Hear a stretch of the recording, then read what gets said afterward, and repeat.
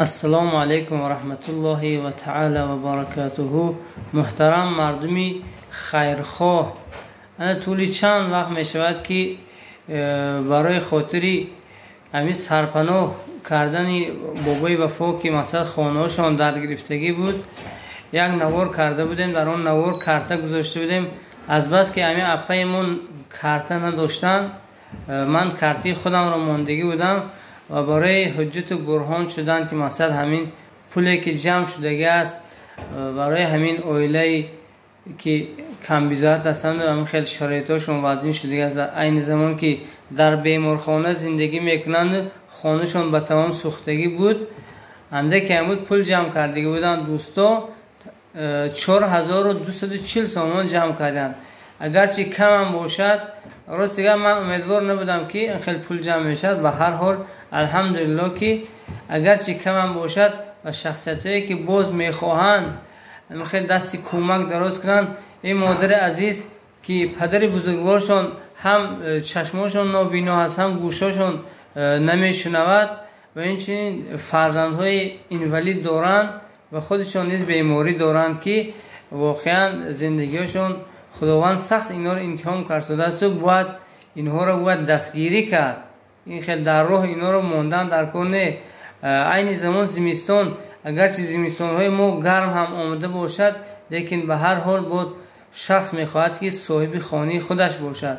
یک خانه با پرگین، یک خانه خود که میخوان همینا بیناش آغاز کنن و باز دستگیری های شما نیز در کار است. راستیگه حاضر من بعد اگر کسی که در کارش باشد که همین اپر یاردم کند، همین بابای بافار یاردم کند، بر رقمار در من میگیرد و با همین ها صحبت کرده خودش با سهم ارزنده خودش میگذارد.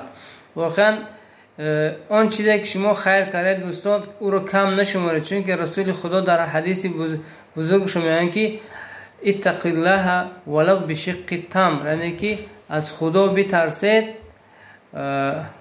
و اگرچه به اندازه نیم خرما باشد. یعنی که این در این معنیش چی است؟ یعنی که اینجا اگرچه نیم خرما در نظر ما نمیتواند، لیکن این ما را در آتش دوزخ نجات میدهد فردا روز قیامت. واقعا باید دستگیری کرد چنین شخصیت ها را. و این چنین خداوند میگوید که هر کسی اگر مثقال ذره خیر کند، یعنی که نیکی کند، حتما همون اجرش میبیند. یعنی که این چیزا کم نشمارانه. واقعا همین اون چیزی که جمع شدگی بود من همینجا همش جمع کرده آورده دادم دستی اپا و یعنی بابای وفا و با در حقاتون دعای نیک میکنن. واقعا ممکن بعضی شخصیت ها نفهمیده باشند که همین حالت بر سر همین اویله آمدگی است. شاید با این نوار نوبتی ما ببینند و از حال همین بابای وفا با خبر شوند.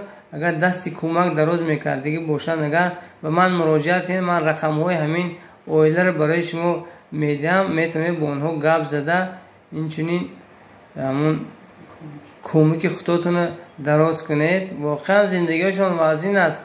حاضر راست گپ خیلی که بیخونگی باید ما کمک کنیم دوستو. این چیزها را آسون داشتن در کار نیست برای هر یک شخصیت اویله ها. واقعا زندگی وزین است. اینا هم نکی قوی کاری هم ندارن که با کار کنند، همه خونهاشون زیر سقف کنند زندگی کنند. باید ما بی‌طرف نباشیم، حتما باید کمک کنیم در این خیلی حالت ها. مردم به آریت هستند که هم خیلی موندن در کار نیست، در نیمه راه اینا را کمک کنید دوستان. با وی بفار میگم در حق همون خیر کردگاه یاردم کردگاه یک دعای نیک میکنن. انشالله با من نوار حتما لایک زنید که مثلا همون لایک ها را با نوار ما پربیننده تر میشد و دیگرها از حال این خانواده باخبر میشن. اگر دست یاری دراز میکردگی باشن، اگر حتما دست یاری دراز میکنن. دوستو زنده و سلامت باشید. خیر کردگاه را الله اجرش تیار و در حق همون مسافرات دعای نکنید، دعا کنید و دعا کنید در حق مسافرو. دل سعی و دل جمعه الهی خداوند کریم سر جوری بنده های پراب شود سراش اصانگاه شود گجای روان ساق سلامت و ساق سلامت و بطریت برگردن حیات دراز بینن